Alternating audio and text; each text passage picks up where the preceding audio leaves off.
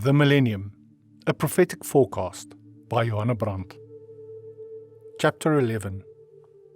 The seventh period, service, missions. And this gospel of the kingdom shall be preached in all the world, for a witness unto all nations, and then shall the end come. Matthew 24, verse 14. More than 100 years of comparative calm have passed over the Church of Christ. Persecution for religious beliefs has become a thing of the past, and although the fiercest political wars have raged over the world during these years, there has been no actual bloodshed for freedom of faith in the Church itself. Other methods have been employed to bring unbelievers into the fold. The gospel of love, mercy, and salvation through our Lord Jesus Christ has been brought to the uttermost corners of the globe by brave and selfless men and women. Through privation, hardship, and dangers, which no pen can describe, and through the sacrifice of countless lives, the prophecy has been fulfilled. The gospel of the kingdom has been preached in the entire world for a witness unto all nations. Some 22,000 missionaries are laboring in the vineyard at the present time, assisted by 50,000 native preachers and helpers in every land. There are hundreds of well-organized missions in the world. Millions of pounds are spent yearly on the great work. And yet the number of Christians, 400 millions more or less, is exceeded by nearly 3 times that number of Jews, Mohammedans, and heathens. The field is great, the harvest ripe, but many of the labourers have now laid down the plough and taken up the sword. Inland or home missions, enormously advanced by the discovery of the printing press, have flourished beyond all bounds in every civilized land. If anything, the church is over-organized. We have our blue ribbon armies and good Templar societies, Sisters of Mercy, young men and women's Christian associations, Christian literature depots, Bible societies, rescue homes, Salvation armies, social and prison reform, Christian orphanages, reformatory schools, Sunday schools, children's aid societies. In a word, we see around us the fruits of many earnest endeavors to uphold, to purify, and spread the Christian faith. The spirit of the church is practical enough. Activity, service, is the keynote everywhere. So intense, in fact, the physical activity, so strenuous the service that there seems to be very little time for rest and meditation. And the result? The result is not far to seek. The starving spirit manifests itself in the feverish eye, or in the air of jaded listlessness, and the nervous breakdown, which inevitably follows a course of physical dissipation, is just as surely the result of the dissipation of the spiritual forces. Too literally has the injunction of the Christ, "Go ye and preach the gospel to all men," been observed. And in its hunt for converts, the soul has lost its poise. Although missionary zeal characterized Christianity from the very first, there have never been more good works done in the period whence immediately preceded the outbreak of the present European war. Before the advent of Christianity, religion was looked upon as a national concern. All nationalities, Jews, Egyptians, Greeks, Romans, Germans, Scandinavians, having their traditional gods and forms of worship, which were closely interwoven with their customs and laws. The Christ was the first to introduce an international religion, and we look at it from that point of view. We understand more fully the significance of his warning that he had come to bring the sword, and his many exhortations to his followers to be steadfast under persecution.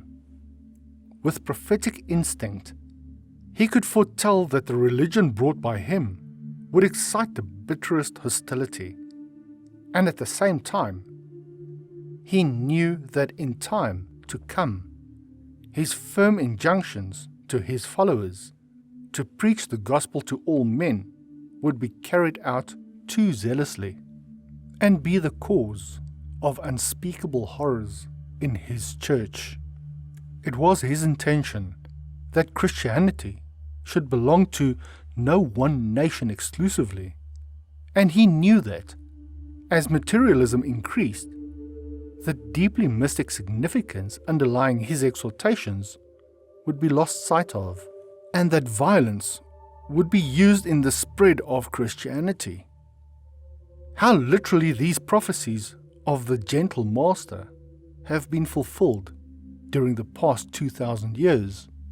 And now, although crusades, religious wars, persecutions, and inquisitions are things of the past, we find intolerance, fanaticism, and ignorance manifested in more subtle ways.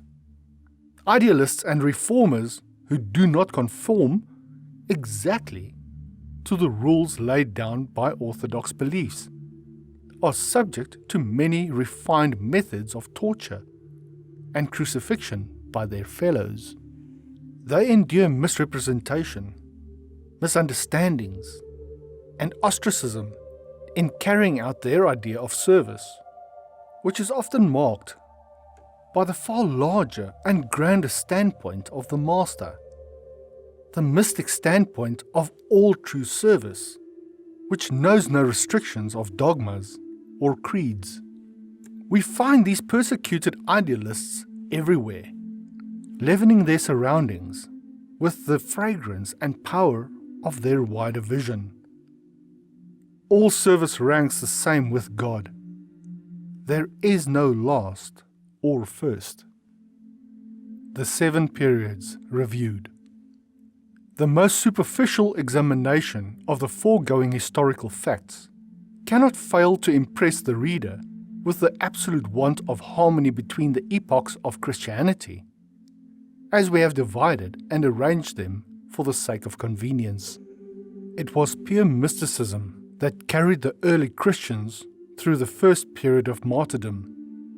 Mystic intuition, which enabled them to see visions of angels and even of the glorified Christ after his ascension.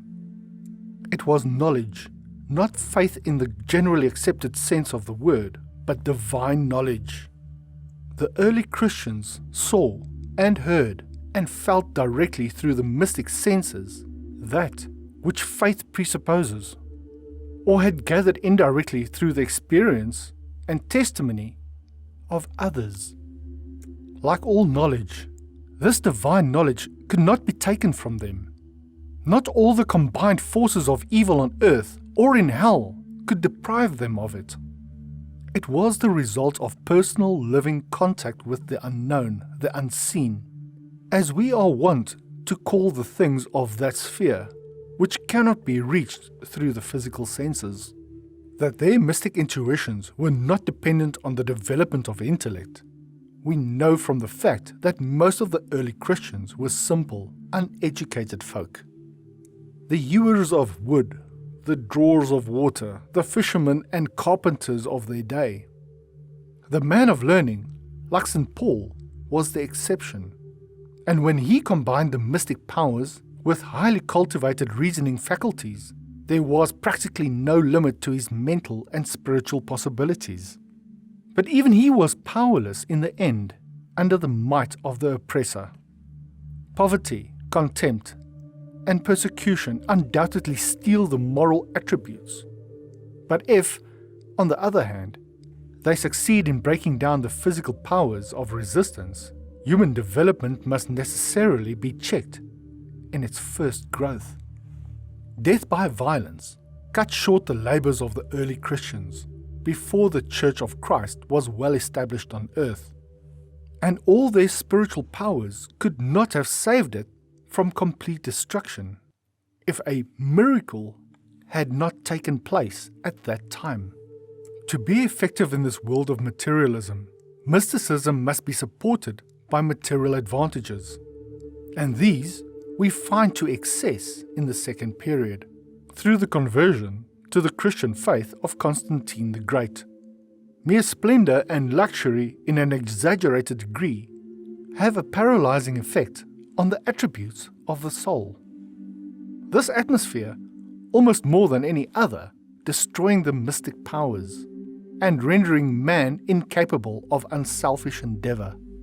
The new danger was realized at once, and in the effort to escape from it, men were led to that extreme form of ascetic self-denial which marks the third, the monastic period.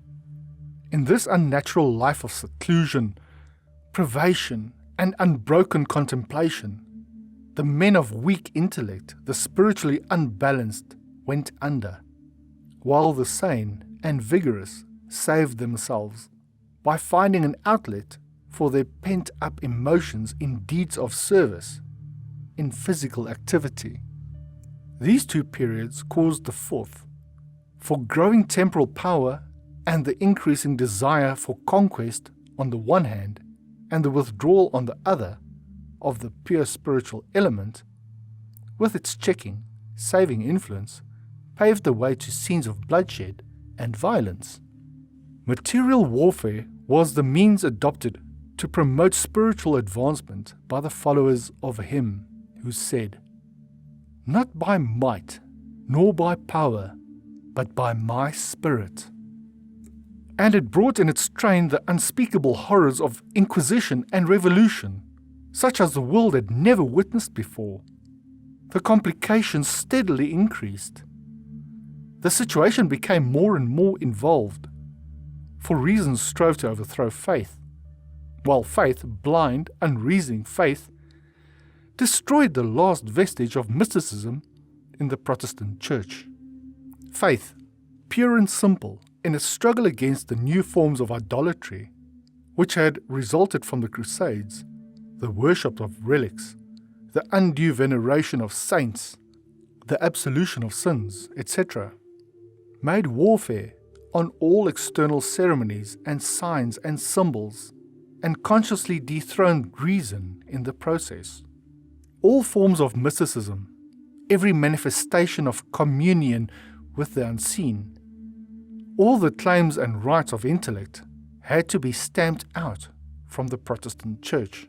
And this was done with iron inflexibility when the Reformation was established.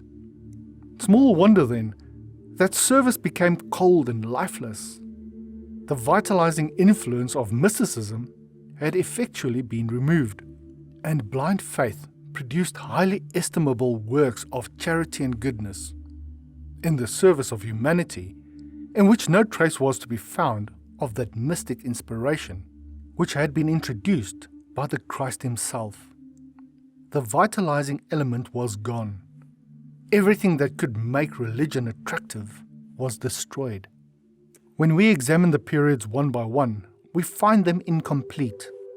The past has been full of hideous errors, and we realize that if the divine purpose has to be fulfilled, the course of human evolution can no longer be retarded, as it has been in the past. Entirely new methods will have to be adopted to quicken the progress of humanity.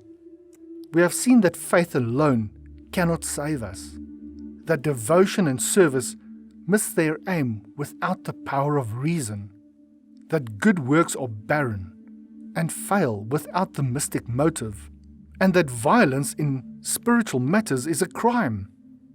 Violence at any time and under any circumstances, we are tempted to say, but that is beyond the scope of this work. How then are we to be saved in the future? It seems to me that when the lessons of the past have taught us to combine the gifts of faith, reason, knowledge, contemplation, and service, that then, and then only, ideal conditions will be established in this world, and that such an achievement is possible. We know through this brief examination of the lives of those great ones, in whom all these qualities were to be found. We are too much inclined to regard these beacons of light as the dazzling exceptions in a perverted race. Every man can be a genius of some sort, if he will but cease from dissipating his forces in the pursuit of unworthy aims, by directing them to the highest of which he is capable. Be ye perfect, even as your Father, which is in heaven, is perfect, was not spoken in mockery.